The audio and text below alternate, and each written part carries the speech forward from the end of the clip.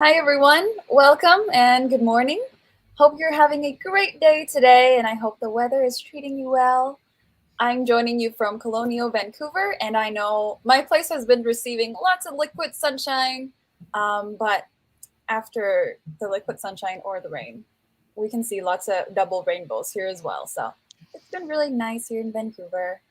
But, anyways, welcome to Environmental Science. My name is Anne, and I'll be your host for today's panel. And I would like to begin by gratefully acknowledging that Science World is located on the traditional and unceded Musqueam, Squamish, and Tsleil-Waututh village site of Sinop. And as we are all joining our event from different lands today, I encourage you all to do your research and to know whose Indigenous lands you're on so that we can all properly and respectfully treat the lands that we're living, working, and or studying on. All right. So, okay, we will start today with a quick introduction from our amazing our amazing mentors, followed by a hosted discussions. And then if you have any questions for the mentors, please feel free to put those in the chat at any time and we will get to them. So our technician today is Kate, who will be monitoring the chat. So if you have any technical issues at all, Kate will be happy to assist. And she'll show up as Brian Anderson in the chat, but know that that's Kate. And we also ask that you keep comments in the chat and question section respectful and relevant to the topics being discussed. Okay, so now it's time for our mentors. So why don't we start by going around and doing a brief introduction before we jump into the questions. Okay, why don't we do introducing your name and your job title, and then after that, let's do one thing that you love most about your job. And why don't we start with you, Anna? Hi, my name is Anna. I am a mechanical engineer by training, and I am a vice president of business development at Carbon Engineering. We are a company developing technology to suck carbon dioxide out of the atmosphere, where you can then put it back underground where it came from, or combine it with clean hydrogen to make low carbon fuels. And one of the things that I love about my job is that we are developing and commercializing technology that could really make a meaningful difference to help us solve climate change. Awesome. Thank you so much, Anna. Definitely very important. How about you, Christina? Hi, I'm Christina. I'm a civil engineer by training, but I work now as an environmental engineer with a consulting company based in Vancouver. We specialize in contaminated sites investigation and remediation, which I can go into more detail on in a little bit. And I think the thing I like the most about my job is that it gets me outside. I'm not stuck inside. I'm not stuck at a desk. I get to go outside. I get to use my hands and I get to see the difference that I'm making in the environment that I'm working in. Awesome. And I just want to say it's always so inspiring to hear from, our mentors and seeing women in the field and, very powerful women. It's always very empowering to me as a student. Okay, so thank you so much, mentors. Now to the exciting part. So now we'll open up for questions from the chat. So if you have any burning questions for our wonderful mentors, please feel free to pop those in the chat now and we will get to them. But just to get the ball rolling, I do have a question for our mentors. So Anna, how did you get started in your career, or what really motivated you or pushed you towards your career? I love that question. I chose engineering because I couldn't decide what to do when I grew up. And I really liked physics and chemistry and a bunch of other things. And engineering gave me the opportunity to do a whole bunch of different sciences and look at how you actually apply them in the real world. I originally thought I was going to design sailboats. And as part of my degree, I got to do a whole bunch of different co-op jobs, doing everything from working on the design of mechanical whale tails to a 30-meter telescope to working at the Oil and Gas Commission. And throughout the course of my degree, got to try all sorts of different things. And in my very last year, I was bitten by the clean technology bug. And we had an amazing guest speaker come into one of my final classes in my last semester, and he gave an amazing talk about a very cool new fuel cell company that he had founded. And at the end of his lecture, he said, "By the way, I'm hiring 2 new roles." And I quite literally chased him out to the parking lot and told him that he had to hire me.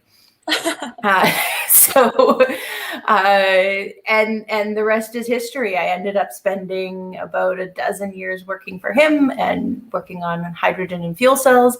And then I had the opportunity to come start working for carbon engineering, and I've been here for about 6.5 years. So for me, I love that it lets me combine technology with making a difference in the world. And in my role in particular, I spend a lot of time bridging the gap in between all the cool technology and what the rest of the world actually understands about that technology, and spend a lot of time explaining the technology to everyone else. So that's a pretty cool thing to get to spend your life doing.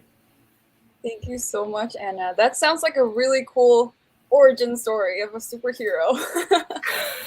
But that's so awesome, because it all comes to tell us that environmental science or like sustainability can be everywhere. You don't have to be, in environmental science or in sustainability to be sustainable. You can be anywhere and incorporate, different levels of sustainability or a different concept of sustainability to everything that you do. So thank you so much.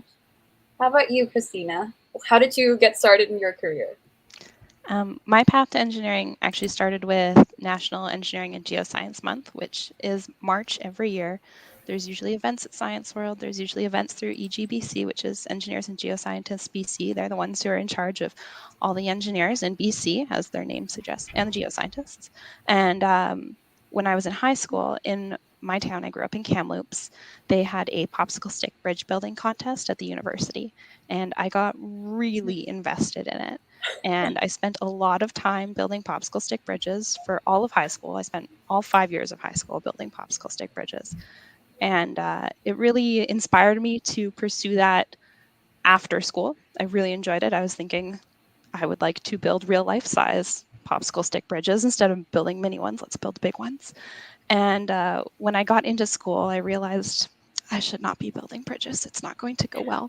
So it wasn't my path, but I really liked being outside, and I really liked working in the environment side of the civil engineering sector. So instead of changing my degree, I still graduated from civil engineering, but I had a focus in environmental engineering, and the career path that I'm on now didn't actually occur to me until I went in for my first job interview with the company that I'm working for now. And it just it was magic. It clicked. It's like, I've never done this before, but this is what I want to do. And I gave it a try. And here I am. I've been with my company almost 6 years, and I have no regrets. It's been absolutely awesome. So it wasn't always part of the plan. The plan has changed many times, but I'm so happy that I tried something new, because it's exactly what I want to be doing. Oh, thank you, Christina. It's so awesome. Really, inspiration is just everywhere, and you never really know what you're gonna like before you try it. So awesome. Thank you so much for sharing. Okay. I do have another question for both of our mentors today. So I know we've been talking a lot about just some of the advices and some of the experiences that you went through, before you started your career, but just specifically talking about advice, what advice would you give a 12-year-old who is interested in your line of work? And why don't we start with you, Christina? I think the advice that I would give to a 12-year-old who might be interested in trying engineering or environmental engineering, or really anything in the STEAM sector, is keep an open mind and try everything, even if you don't think you like it. I recently thought, I hate mac and cheese, and then I tried mac and cheese for the first time in like 20 years. I was like, oh, actually, I do really like mac and cheese. And that's kind of the situation I've had all through my career is, oh, I don't think I like that. And then I'll try it and be like, oh, I really like that. I actually really enjoy that. So I think that's the most important thing, is just to keep an open mind. It's okay to change your mind. It's okay to say, yeah, I like that, or no, I don't like that. And help that, use that to help find what you're really interested in doing. Mm-hmm. Definitely. I agree with that, Christina, because I do have the same experiences as well. Because before I started my career, in conservation, I never thought that I would be in conservation. And then I just sort of got into it, and now I'm in love with it. So, what about you, Anna? So 12-year-old me wanted to know exactly what I was going to do, how I was going to do it, what it would look like, and how it was going to unfold. I was a planner. I like lists. And the best advice that I would give to the 12-year-old version of myself is that you can't even begin to imagine what the opportunities might look like 10 years from now or 20 years from now. The technology that I'm working on today didn't exist 10 years ago, and no one had even thought about it or thought that it might be needed when I was 12. So, and it's one of the most exciting, cutting edge, coolest things you could possibly be working on today. And so that advice to my 12-year-old self would be, just say yes. Keep yourself open to opportunities. Like Anne and Christina have said, you don't know if you're going to like it or not until you try it. And you don't know what it's going to be or not until you explore. And so keeping an open mind to exploring and trying new things is going to be the best way to get into all of these new technologies that are emerging, and everything in terms of clean technology and things to address climate change and the environment are going to be one of the biggest, most exciting opportunities that we could possibly work on over the next 20 years, because there is so much work to do. Everything that's going on right now in Glasgow with COP26 really puts a light on the fact that climate change is a critical issue. We need every single one of the tools in our toolbox to help tackle it. And on top of that, we don't even know what some of the tools that are going to be the most important are going to be yet. Yeah, awesome. I definitely agree. And what better time than now, really, to really work together and really involve everyone and all of the stakeholders into this conversation. So thank you so much for that. Mm-hmm. All right. I'm just checking the comments to see if any questions roll in. If not, I do have another fun question. I get to ask all of my questions here today. But hearing all of your responses really inspired me a lot. And, again, seeing women in such powerful positions and seeing all of the changes that you've made in your career really inspired me. But I was just wondering, are there any people that inspired you or helped you along your way at all? I'll let you think about it for a second. But Christina, why don't we start with you? I think my parents were very inspiring and very motivational. It's the second I said, maybe engineering, they're like, yes, engineering. So they were very supportive. My family was very supportive. And through the popsicle stick bridge building contest that I mentioned earlier, I met a number of engineers who were very, very supportive. If I had questions or if I wanted to visit them at work and see what they did, see what engineering was about, that was a great way to meet people and to learn a little bit more about what engineering was before I had to pick a university path. So thank you to all those people. It was hugely influential in deciding what my future looks like. So awesome. Thank you, Christina. How about you, Anna? Oh, huge list. Definitely my mom and my dad. Both of them were engineers, and I was super lucky. I grew up thinking everybody's mom knew how to fix the toaster and rewire the house. Turns out that was just my mom. But I was super lucky on that front. And, her college roommate was an astronaut, a woman by the name of Catherine Sullivan. Who was the first woman to walk in space. And she then became the head of the US National Oceanic and Atmospheric Administration, like super powerful lady in the climate science world. So I grew up thinking that it was totally within the realm of the possible that I could be an astronaut if I wanted.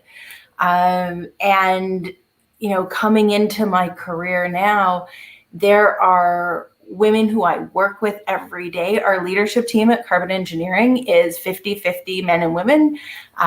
We have some absolutely amazing women that I get to work with every day. And then there are women in the clean tech sector like Jeanette Jackson, who leads Foresight, that is a clean tech accelerator, a woman by the name of Jessica Verhagen, who's the CEO of a company called Hydra Energy.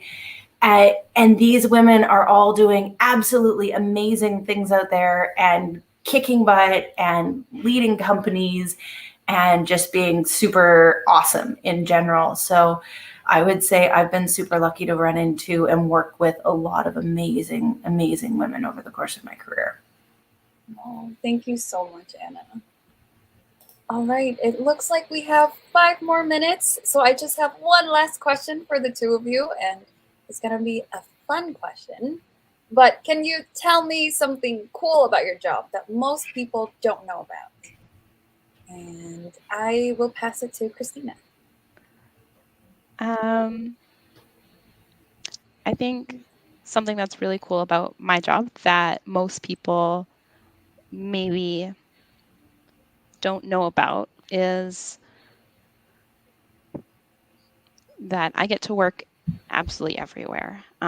Yes, I'm outside, but it's not always in a forest or something that might be natureful or something associated with environment. Sometimes it's downtown Vancouver, sometimes it's in a forest in the middle of nowhere. I get to go all over BC. I get to go all over.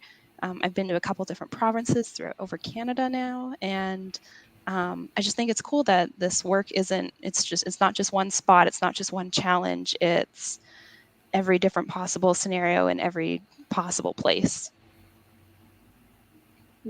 That is really cool. Wow. Wow, I can't believe you get to travel and watch. Because honestly, yeah, usually when people think of field work, they think of going to the forest or going to the ocean to collect data. But definitely, environmental science is very present in our urban life as well. And yeah, awesome. Thank you so much, Christina. How about you, Anna? Can you tell me something cool about your job that most people don't know about? So I think picking up on that thread, I think a lot of people think that engineers work by themselves in front of a computer at a cubicle all day long. And up until the pandemic started, I traveled a ton. I've been everywhere from Japan and Korea to Switzerland and France, and pretty much everywhere in between as part of my job. And I work with teams every single day. I get to work with amazing groups of really, really smart people. And I would say the one technical thing about my job that people often don't realize is that one of our commercial projects that can capture, or once they're operational, will be able to capture, we hope, up to 1 million tons of carbon dioxide per year and put that back underground. That's like doing the work of 40 million trees.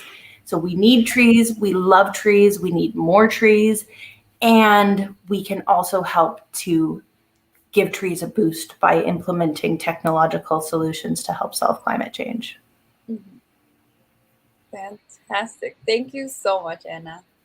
Okay, it looks like we are almost at time here. It was fantastic getting to meet all of you today. Huge, huge kudos to our wonderful mentors for sharing their time and their experiences with us. We really appreciate your time and obviously all of your work and all the work that you've done. Thank you to our tech as well, Kate. Round of applause. Fantastic. Okay. Have a great day, everyone. Thank you. Thank you.